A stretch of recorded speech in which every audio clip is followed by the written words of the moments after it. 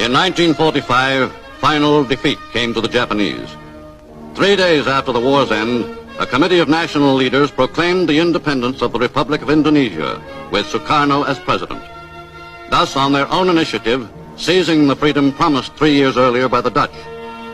With the Japanese defeated and no Allied forces at hand to take over in their place, nationalist feeling swept the people of Indonesia.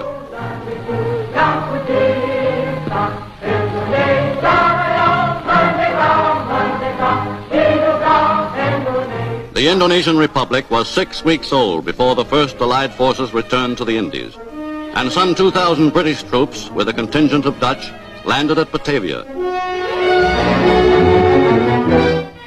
But by that time, the nationalist government had grasped the opportunity to entrench itself in Java and Sumatra, and Republican extremists had fanned into flame the spirit of nationalism.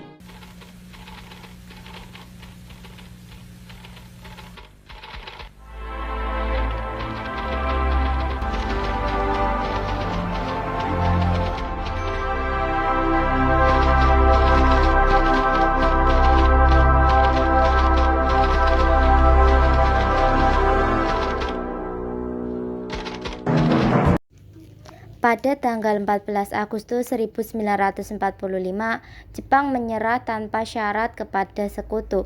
Berita tentang kekalahan tersebut sangat dirahasiakan oleh Jepang. Bahkan, semua stasiun radio disegel oleh Jepang.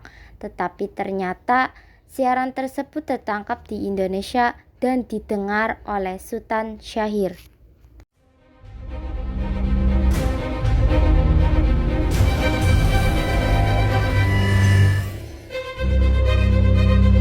Beginning to tick away after a brief pause. We did not get that information from the press associations. It came on our private wire from the White House.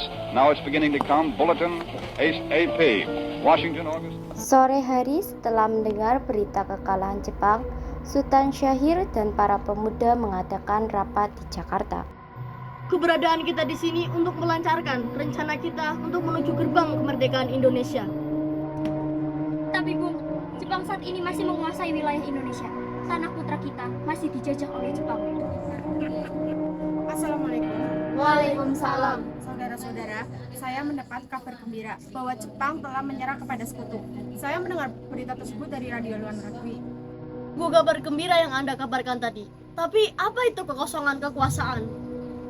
Biar saya perjelas bahwa sekarang Jepang sudah tidak lagi berkuasa di Indonesia karena telah menyerah pada Sekutu.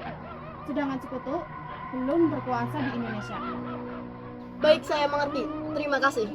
Lalu apa yang harus kita lakukan untuk mengisi kekosongan kekuasaan ini? Bagaimana kalau kita meminta pendapat kepada Bung Karno dan Bung Hatta untuk segera memproklamasikan kemerdekaan Indonesia secepatnya? Ya, saya setuju. Dengan itu, ini waktu yang tepat untuk segera memproklamasikan kemerdekaan Indonesia. Baiklah, kalau kalian setuju, mari kita pergi ke rumah Bung Karno untuk membicarakan hal ini. Apa kalian setuju? Setuju! Tapi jangan sampai proklamasi kemerdekaan diproklamirkan oleh PPKI. Kenapa Anda berpendapat seperti itu? Karena PPKI adalah badan pembentukan dari Jepang. Kita tidak ingin ada campur tangan dari Jepang dalam memproklamasikan kemerdekaan kita sendiri. Maka dari itu, kita harus sepakat untuk menolak hadiah dari Jepang. Kemerdekaan ini kitalah yang menyusun sendiri. Tepat sekali, kalian semua harus pergi ke kediaman Sukarno untuk memberitahukan kabar berita ini. Saya dan golongan pemuda lainnya akan merebut kekuasaan Jepang. Rapat pun diakhiri. Keesokan harinya, pada tanggal 15 Agustus 1945, Hairul Salih, Sultan Syahrir, Wikana, dan Darwis tiba di kediaman Sukarno dengan bermaksud menyampaikan hasil keputusan rapat.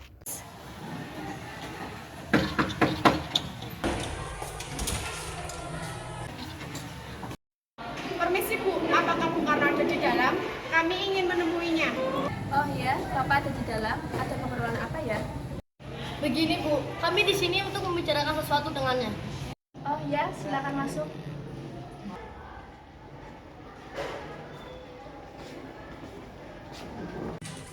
Mas, ada yang datang mencari. Ya, siapa Bu?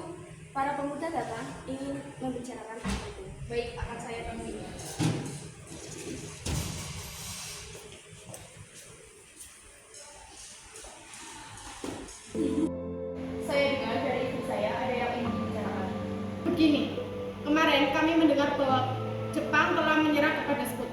dan telah terjadi kekosongan kekuasaan di Indonesia.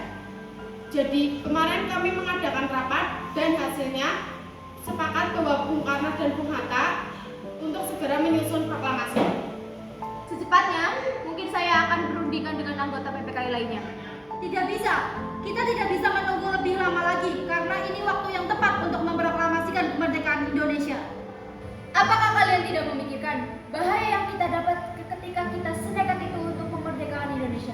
Jepang pasti akan menyerang kita. Itu, Jepang sudah tidak lagi berkuasa di Indonesia. Jadi, jangan sia-siakan kesempatan ini.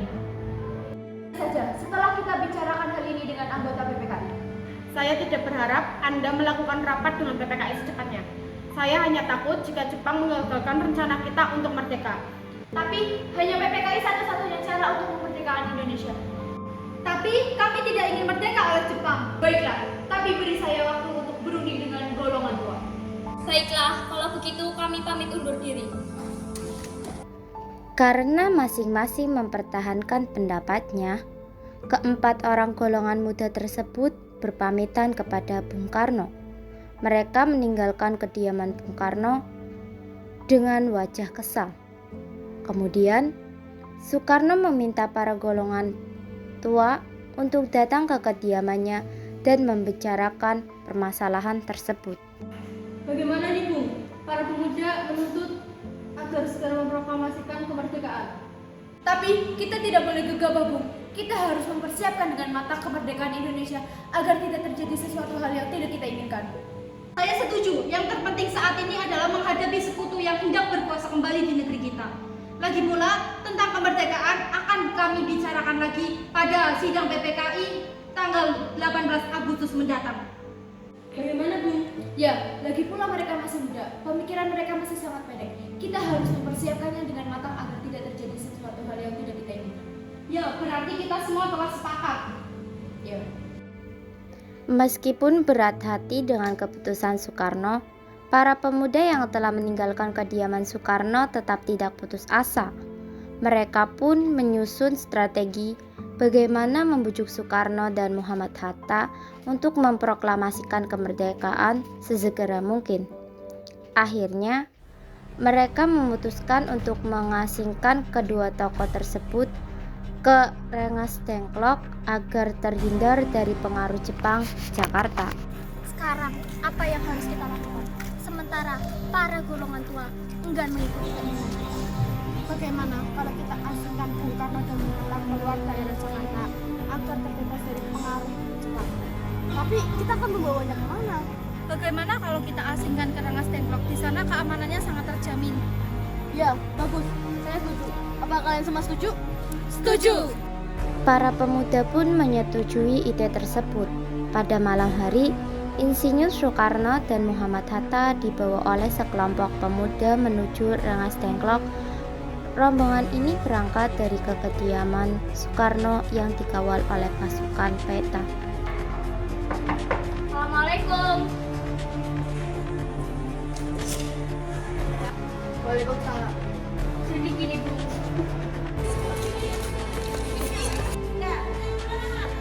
Assalamualaikum. Waalaikumsalam. Jadi gini, Bung. Rombongan Insinyur Soekarno dan Muhammad Hatta tiba di Rengas Dengklok dengan selamat pada waktu subuh tanggal 16 Agustus 1945. Soekarno-Hatta berada seharian penuh di sana.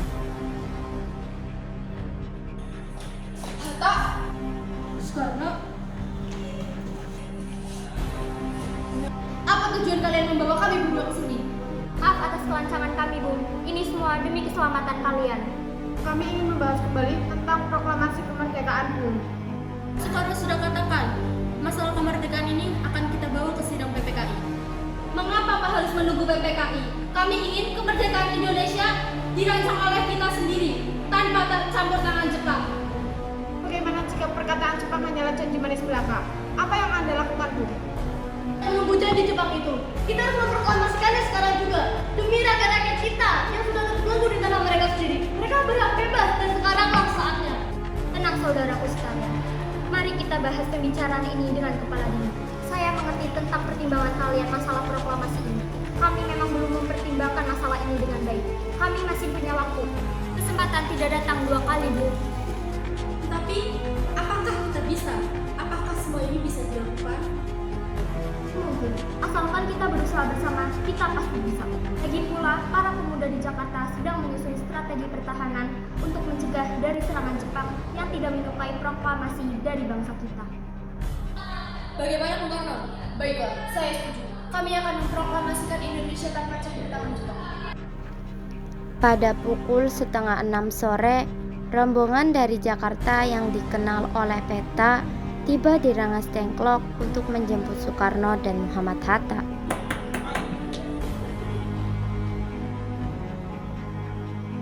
Bung Karno, Bung Hatta, syukurlah kalian baik-baik saja. Jadi bagaimana keputusannya?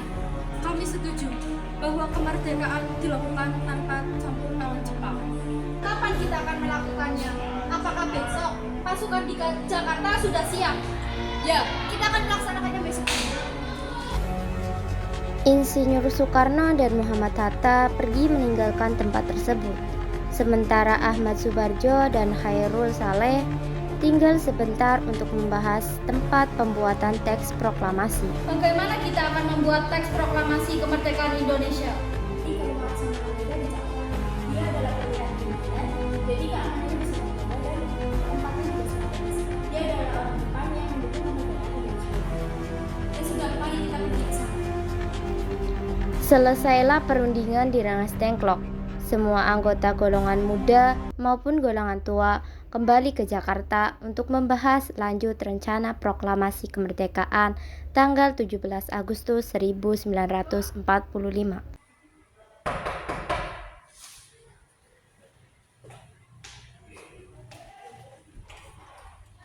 Maaf mengganggu waktunya malam-malam, Bung. Kami butuh tempat untuk membicarakan kemerdekaan Indonesia yang akan dilaksanakan besok pagi.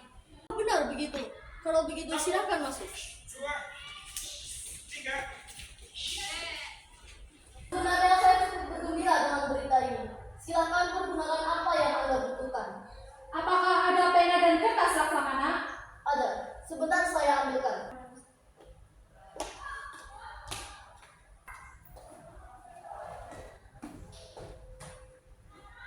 Baik, terima kasih Laksamana. Siap.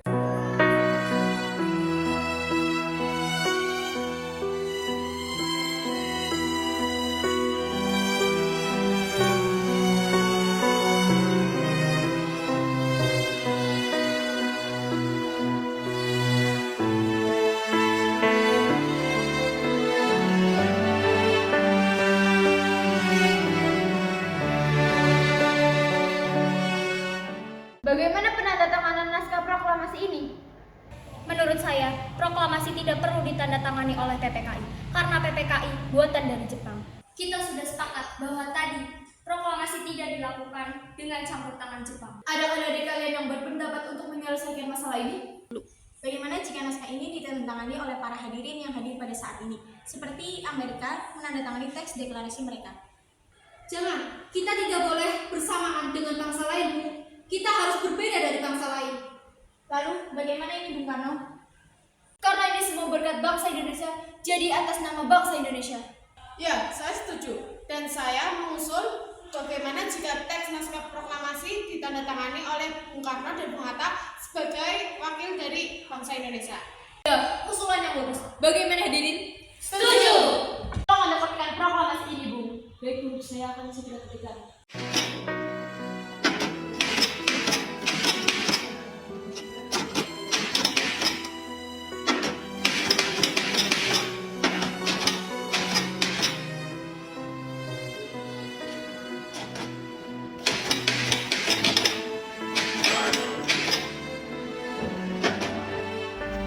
Setelah usai perundingan di rumah Laksamana Maeda, Soekarno pulang dan disambut oleh istri tercinta. Alhamdulillah, semuanya berjalan dengan lancar. Terima kasih ya, Bu, telah menemani saya di masa sulit ini. Iya, terima kasihlah kepada Allah yang telah memberikan kita jalan. Oh iya, bagaimana proklamasi yang akan dilaksanakan besok? Kita akan melaksanakan upacara bendera yang diiringi lagu Indonesia Raya karya Bung Supratman. Oh iya, bukankah kita belum punya bendera? Lantas bagaimana? Ampun lupa, bagaimana ibu saja yang menjahitkan? Tapi ibu hanya punya kain merah dan putih saja. Apakah tidak apa-apa? Tentu saja kalau begitu. Buatlah bendera yang sederhana. Yang penting kita punya niat. Ini Pak benderanya. Ibu punya ide bagaimana jika kita menamakannya bendera Sang Saka Merah Putih? Baik, kita akan menamakannya bendera Sang Saka Merah Putih. 3. Tri Putri, tolong kibarkan bendera ini.